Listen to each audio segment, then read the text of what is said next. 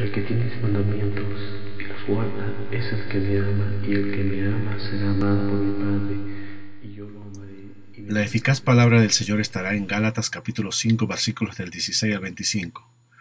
Digo pues, andad en el Espíritu y no satisfagáis los deseos de la carne, porque el deseo de la carne es contra el Espíritu y el del Espíritu es contra la carne, y estos se oponen entre sí, para que no hagáis lo que quisiereis. Pero si sois guiados por el Espíritu, no estáis bajo la ley.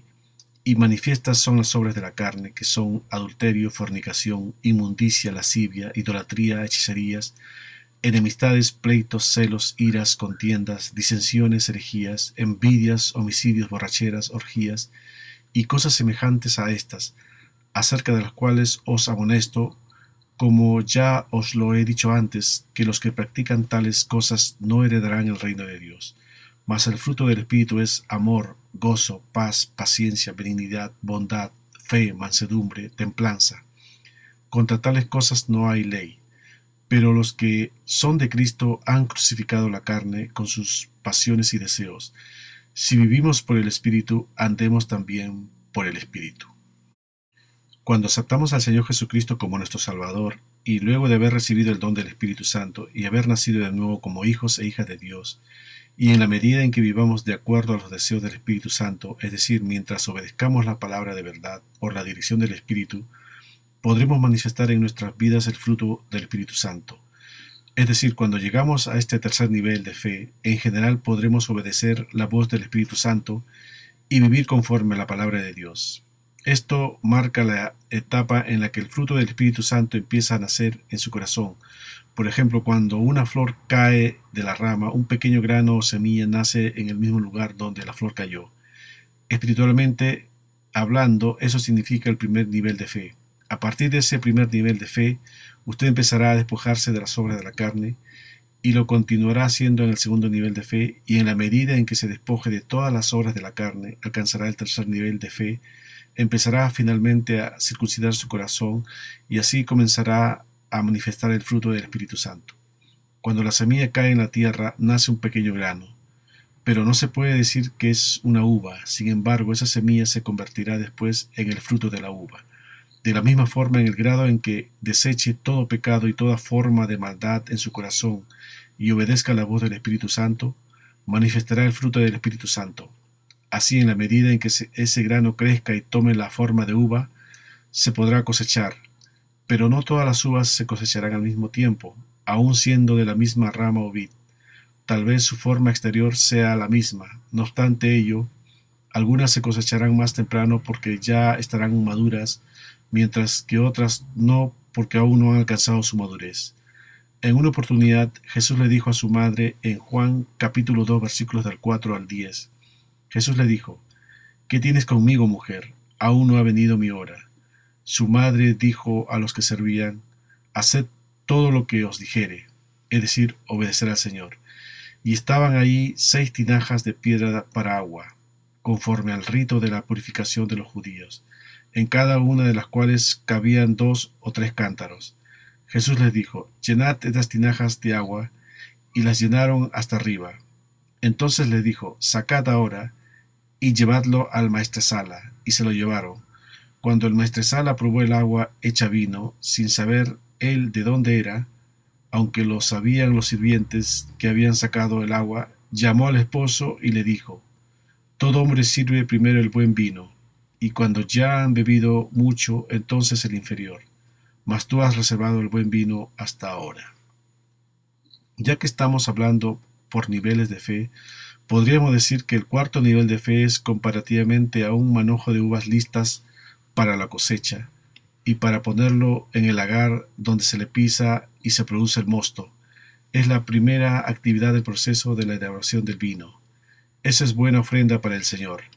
Dice Números capítulo 18 versículo 27: Y se os contará vuestra ofrenda como grano de la era y como producto del lagar.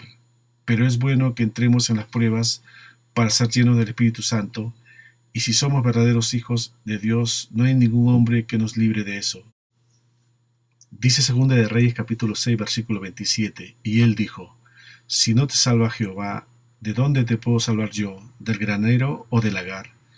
Pero hay hombres quienes quieren hacer esa labor sin haberse preocupado por el proceso. Dice Job, capítulo 24, versículo 11, dentro de sus paredes exprimen el aceite, pisan los lagares y mueren de sed. Ahora, como en este nivel ya se han despojado de toda forma de maldad, ya no cederán ante los deseos de la carne, sino que se obedece la voz y la dirección del Espíritu Santo. Así las uvas más dulces las podemos comparar con los que han alcanzado el nivel más alto del Espíritu, mientras que hay otras uvas que se han convertido en silvestres del mundo. Dice Isaías capítulo 5 versículo 2, la había cercado y despedregado y plantado de vides escogidas, había edificado en medio de ella una torre y hecho también en ella un lagar, y esperaba que diese uvas, y dio uvas silvestres.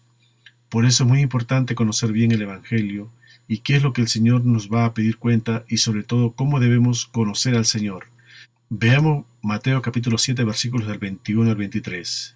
No todo el que me dice Señor, Señor entrará en el reino de los cielos, sino el que hace la voluntad de mi Padre que está en los cielos.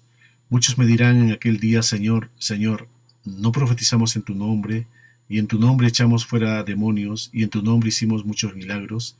Y entonces les declararé, nunca os conocí, apartaos de mí, hacedores de maldad. Si se fijan bien, de lo que está hablando aquí son de dones, es decir, los dones, me refiero a los espirituales, nos fueron dados para capacitarnos, para ayudarnos y ayudar a nuestro prójimo. Pero el Señor no nos va a pedir cuentas por los dones, todo ello regresarán a Él.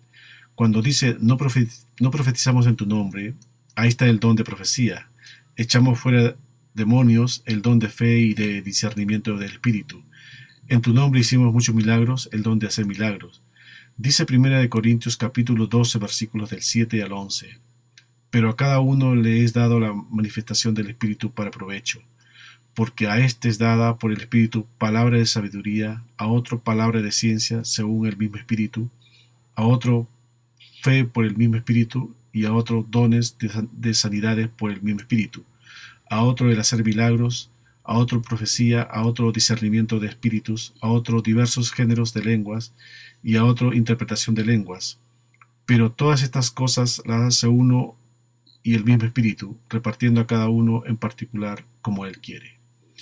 Los dones nos da el Espíritu Santo para entender las cosas de Dios y para ayudar a nuestro entorno, pero para nuestro interior lo que hace en cada uno de nosotros si lo dejamos y si vivimos en el Espíritu es producir su fruto. Porque si no, cuando llegue aquel día y le digamos, en tu nombre lo hicimos, y el Señor dirá, apartaos de mí, hacedores de maldad.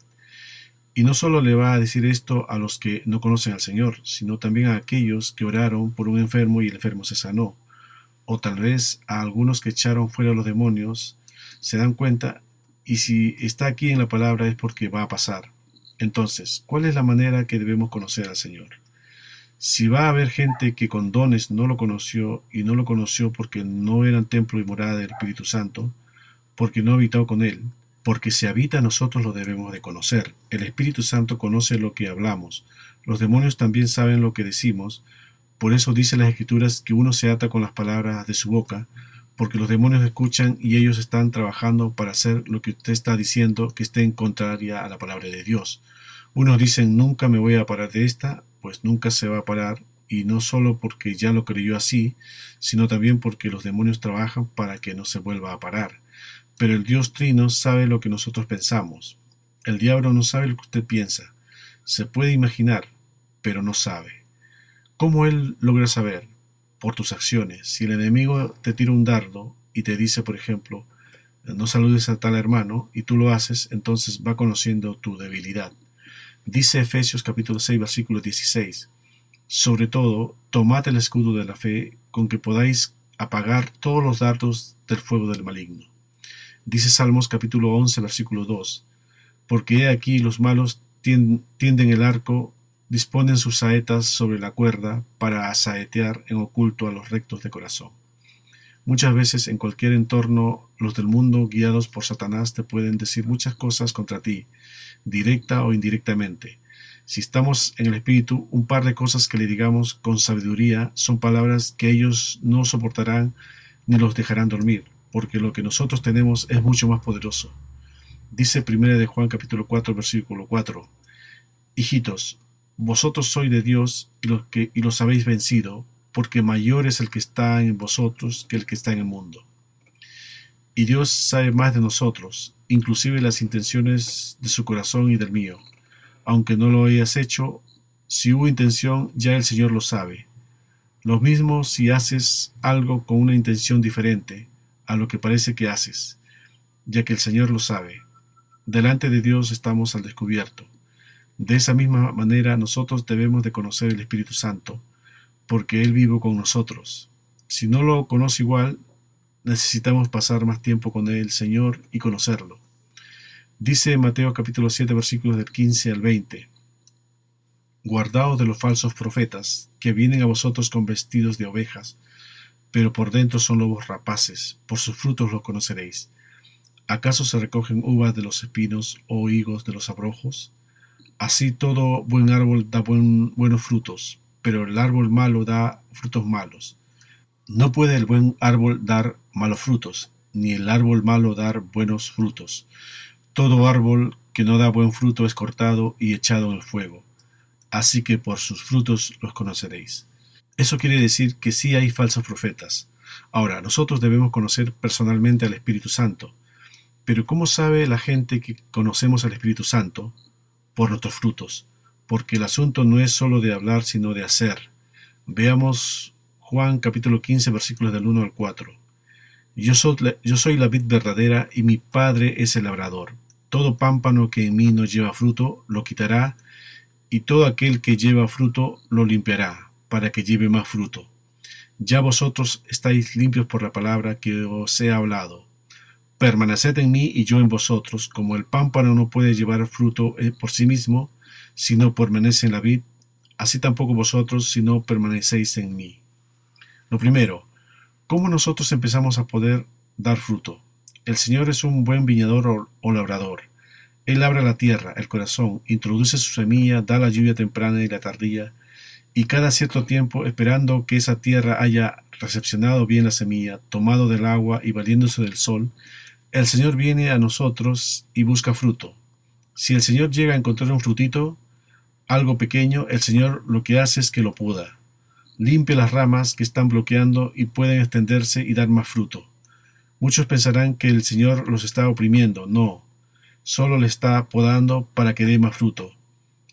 Pero si no tenemos fruto, puede pasarnos lo que a la higuera, que no le encontró fruto y el Señor lo maldijo y se secó. Dice Mateo capítulo 21 versículos del 18 al 19. Por la mañana, volviendo a la ciudad, tuvo hambre, y viendo una higuera cerca del camino, vino a ella, y no halló nada en ella, sino hojas solamente. Y le dijo: nunca jamás nazca de ti fruto. Y luego se secó la higuera. Hoy el Señor va a buscar fruto en su vida. Si no encuentra fruto en su vida, usted no se va a morir. Se debe arrepentir y dar un nuevo comienzo. Y si tiene un fruto pequeño, lo van a podar para que dé más fruto. Veamos 1 de Pedro capítulo 1 versículo 22. Habiendo purificado vuestras almas por la obediencia a la verdad, mediante el Espíritu, para el amor fraternal no fingido, amaos unos a otros entrañablemente de corazón puro. Es decir, en obediencia a la palabra, es decir, a la verdad, porque Cristo es la verdad. Así que Juan dice que vosotros estáis limpios por la palabra que os he hablado, no solo por oírla, sino por obedecerla. Veamos Juan capítulo 15, versículo 10. Si guardareis mis mandamientos, permaneceréis en mi amor, así como yo he guardado los mandamientos de mi Padre y permanezco en su amor. Entonces, para permanecer en el amor del Señor tenemos que guardar, hacer sus mandamientos. Dice Juan capítulo 15, versículo 7. Si permanecéis en mí y en mis palabras permanecen en vosotros, pedid todo lo que queréis y os será hecho. La última parte de este versículo les gusta a muchos, pero no han leído lo que dice antes: si permanecemos en él. Ahora vean lo que dice el siguiente versículo, en Juan capítulo 15, versículo 8. En esto es glorificado mi Padre, en que llevéis mucho fruto y seáis así mis discípulos. Hemos visto varias veces esta palabra permanecer. ¿Qué significa permanecer? Significa estar en el mismo estado, mantenerse ahí mismo, siempre en nosotros. Tenemos que hacer lo que dice la palabra, siempre, toda la vida. Si no tiene fruto hoy día, hoy es el día que debe pedirle a Dios que quiere dar fruto, porque si no da fruto lo van a cortar y no lo van a podar. Al que no da fruto lo cortan, porque cuando cortan un árbol se seca y lo echan al fuego. Hoy le vamos a pedir para que nos ayude a tener fruto, para que cuando busque nos pode y podamos tener más fruto. Dicho esto, empezamos con nuestro texto base de hoy, en Gálatas capítulo 5, versículos 16 y 17. Digo pues, andad en el Espíritu. Espíritu está con letra mayúscula, si lo ven. Y no os satisfagáis los deseos de la carne, porque el deseo de la carne es contra el Espíritu y el del Espíritu es contra la carne.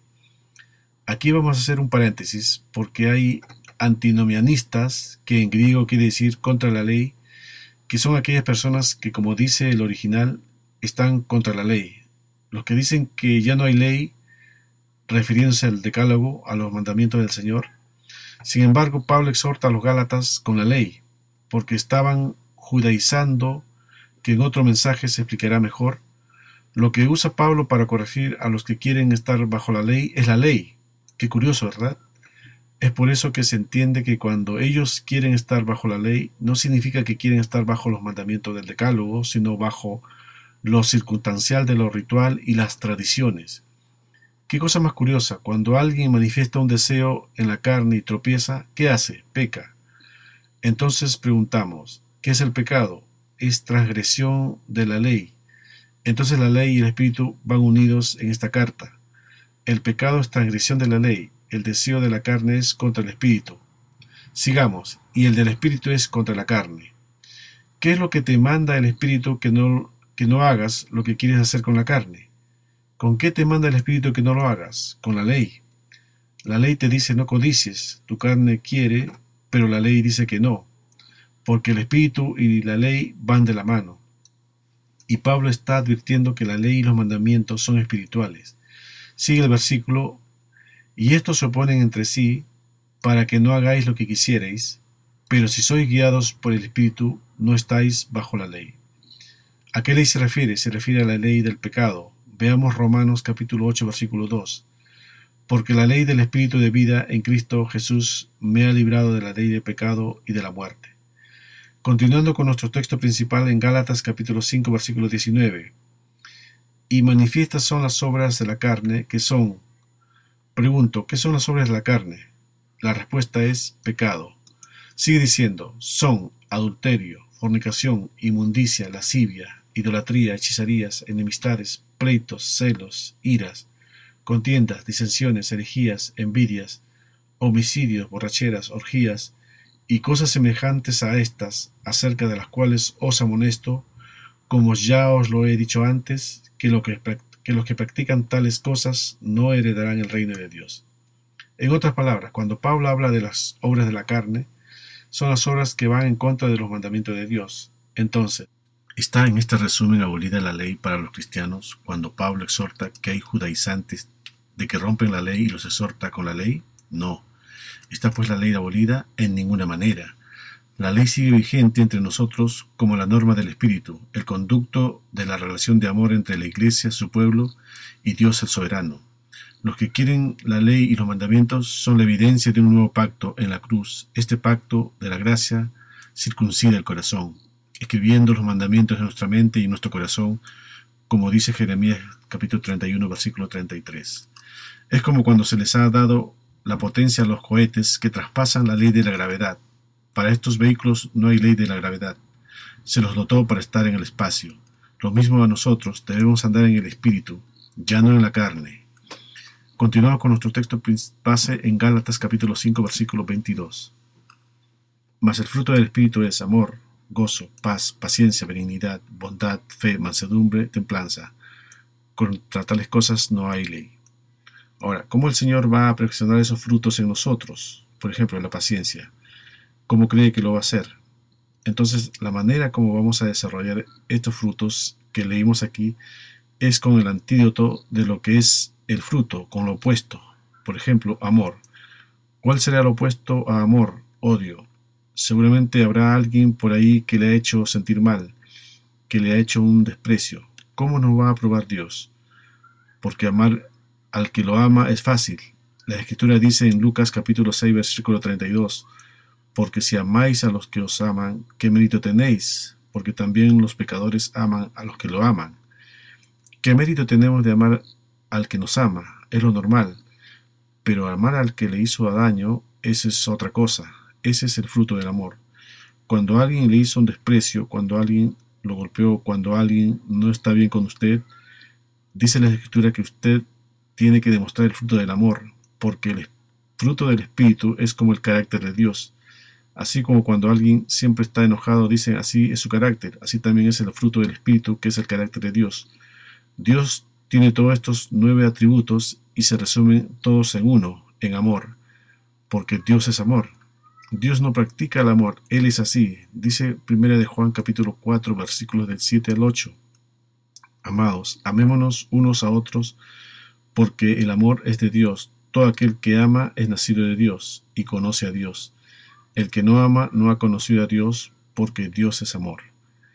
El amor no es un sentimiento, es una decisión. Usted tiene que amar a su prójimo y no diga en su corazón cuando lo sienta, porque este me hizo algo y me tiene que pagar. Eso no es amar. Y usted puede decir, es que no siento amarlo. El amor es una decisión. Usted decide amar y cuando usted decide amar, esa decisión se va a su alma. En su alma están los sentimientos y eso produce una manifestación. Eso se tiene que demostrar. Lo vamos a expresar con nuestras acciones. El segundo fruto es gozo y lo opuesto a gozo es tristeza. Entonces, ¿cómo va a perfeccionar Dios en el gozo? No nos va a perfeccionar cuando estamos gozosos, sino cuando estamos tristes, cuando pasamos por valles donde uno está realmente triste, donde uno está apenado, donde uno está afligido, donde uno está con problemas, con una situación difícil. Esos son los momentos como el Señor perfecciona el gozo en nosotros. Dice Nehemías capítulo 8, versículo 10. Luego les dijo, id, comed grosuras y bebed vino dulce, y enviad porciones a los que no tienen nada preparado, porque día santo es a nuestro Señor. No os entristezcáis, porque el gozo de Jehová es vuestra fuerza. Nuestro gozo no depende de las circunstancias, depende de Dios. Entonces, los que tienen fruto del gozo, si están dando al 60%, lo van a podar para dar más fruto. Esto quiere decir un valle más prolongado de tristeza. Dice Salmos capítulo 16, versículo 11. Me mostrarás la senda de la vida, en tu presencia hay plenitud de gozo, delicias a tu diestra para siempre. El tercer fruto es paz, pero no es la paz como el mundo la da, sino como la da el Señor. Dice Juan capítulo 14, versículo 27. La paz os dejo, mi paz os doy. Yo no os la doy como el mundo la da. No se turbe vuestro corazón ni tenga miedo. ¿Por qué dice no se turbe vuestro corazón ni tenga miedo? Porque el Señor va a desarrollar la paz en nosotros con intranquilidad, con guerra, con momentos difíciles. Cuando empezamos a obedecer su palabra, pasaremos por circunstancias así, pero creceremos y el Señor cada vez nos protegerá mejor. Dice Isaías capítulo 26, versículo 3. Tú guardarás en completa paz a aquel cuyo pensamiento en ti persevera, porque en ti ha confiado. Él nos deja su paz a través de su palabra. Dice Jeremías capítulo 29, versículo 11. Porque yo sé los pensamientos que tengo acerca de vosotros, dice Jehová, pensamientos de paz y no de mal, para daros el fin que esperáis. ¿Cómo obtenemos este fruto de paz? En primer lugar, debemos estar en paz con Dios. Y lo más importante para estar en paz con Dios es no tener ninguna barrera que nos separe de Él. Cuando Adán comió el fruto prohibido, es decir, cuando pecó, ya no pudo más presentarse ante Dios, por eso se escondió de Él. Antes de pecar, Adán tenía una comunión íntima y cercana con Dios. Sin embargo, luego del pecado tuvo miedo y se alejó de Dios. Eso quiere decir que ya no había paz entre Dios y Adán. Así que hermanos, si viven y andan en la verdad, tendrán paz con Dios, vivirán confiado. El Señor tiene que circuncidar nuestro corazón con su palabra. Dice Mateo capítulo 14, versículo 34. No penséis que he venido para traer paz a la tierra. No he venido para traer paz, sino espada. El mundo habla de paz, pero en su corazón hay maldad. Dice Salmos capítulo 28, versículo 3. No me arrebates juntamente con los malos y con los que hacen iniquidad, los cuales hablan paz con sus prójimos, pero la maldad está en su corazón. Cuarto fruto, la paciencia. Significa soportar, sufrir pruebas, circunstancias por un tiempo largo. En otra versión dice longanimidad en vez de paciencia, y longanimidad es tolerar a las personas por un tiempo muy largo. Para aprender a tener paciencia tenemos que aprender a soportar un problema largo. Es parte de tener amor. Dice 1 Corintios capítulo 13 versículo 7. Todo lo sufre, todo lo cree, todo lo espera, todo lo soporta. Dice al respecto Colosenses capítulo 3 versículos del 12 al 13. Vestíos pues como escogidos de Dios, santos y amados, de entrañable misericordia, de benignidad, de humildad, de mansedumbre, de paciencia, soportándoos unos a otros y perdonándoos unos a otros, si alguno tuviera queja contra otro, de la manera que Cristo os perdonó, así también hacedlo vosotros. La raíz de la palabra longanimidad en el griego es makotsumia, Strong G 3115, que literalmente significa aguante, de temperamento largo. Lo opuesto sería de temperamento muy corto o tener la mecha muy corta. Así que el Señor nos va a probar poniéndonos una prueba larga. Si usted está en eso es porque aguanta. No diga que no. Sí aguanta porque está escrito. Si el Señor da la prueba es porque sabe que podemos soportar. No es fácil, pero Dios está perfeccionando esos frutos en nuestra vida. Veamos el quinto fruto, benignidad o benevolencia. Es el estado de ser amable o misericordioso. Así también es tener un corazón capaz de perdonar en el Señor, aun a los que no pueden ser perdonados por otros. Dios ha mostrado esta clase de compasión hacia la humanidad con este corazón lleno de misericordia. Señala sobre estos Salmos, capítulo 130, versículo 3. Señor, si mirares a los pecados, ¿quién, oh Señor, podrá mantenerse? Es decir, si Dios no tuviera misericordia y juzgara de acuerdo a su justicia, nadie podría clamar ser inocente ante su presencia. No obstante, Dios perdona y acepta incluso a los que no podrían ser perdonados si se aplicara de manera estricta el criterio de justicia divina. Y para ello Dios dio la vida de su unigénito Hijo. Asimismo, Dios anhela que todos aquellos que hemos aceptado a nuestro Señor Jesucristo como nuestro Salvador, de cultivar ese corazón pleno de benignidad. Veamos ahora el sexto fruto, que es el de bondad. Bondad es bueno, es incapaz de hacer cualquier cosa mala. La diferencia con benignidad es que benignidad es dulce y amable, pero bondad es bueno y es el que hace algo que a usted le va a servir para su futuro, incluyendo disciplina y reprensión. Es decir, aunque lo regañen sus padres, ellos son bondadosos, porque esta disciplina le va a servir para su bien. Tal vez el hijo no entienda en este momento, pero después se dará cuenta que le sirvió de mucho. Dice Salmos capítulo 31, versículo 19. Cuán grande es tu bondad, que has guardado para los que te temen, que has mostrado a los que esperan en ti delante de los hijos de los hombres. El séptimo fruto, fe o fidelidad, es ser fiel para terminar lo que Dios nos ha encomendado. Es ser leal, honesto. ¿Qué será lo opuesto? Será infidelidad, deslealtad. ¿Sabe cuándo nos van a desarrollar el fruto de fidelidad? Cuando alguien ha sido deshonesto con usted, cuando alguien ha sido infiel con usted. Ahora usted tiene que demostrarle que usted es una persona recta, leal. Es difícil, pero no imposible. Dice Romanos capítulo 5, versículo 1. Justificados pues por la fe, tenemos paz para con Dios por medio de nuestro Señor Jesucristo. El octavo fruto es mansedumbre, aceptación santa con gozo de toda circunstancia personal. Entonces el Señor empieza a buscar fruto de mansedumbre y encuentra uno pequeño. Entonces lo poda para que dé más fruto. Y si usted permanece en el Señor y el Señor en usted, entonces va a dar mucho fruto de mansedumbre. Va a estar bien amansado. Dice Santiago capítulo 3, versículo 13. ¿Quién es sabio y entendido entre vosotros? Muestre por la buena conducta sus obras en sabia mansedumbre. Y el último fruto, templanza o dominio propio, esto es equilibrio, control sobre nosotros mismos, tratar de resistir la tentación de quebrantar la ley de Dios. Toda acción comienza en la mente y por lo tanto tener dominio propio implica tener control absoluto de nosotros mismos. Dice 2 Corintios capítulo 10 versículos del 3 al 5. Pues aunque andamos en la carne, no militamos según la carne, porque las armas de nuestra milicia no son carnales, sino poderosas en Dios, para la destrucción de fortalezas, derribando argumentos y toda altivez que se levanta contra el conocimiento de Dios, y llevando cautivo todo pensamiento a la obediencia a Cristo. Amén.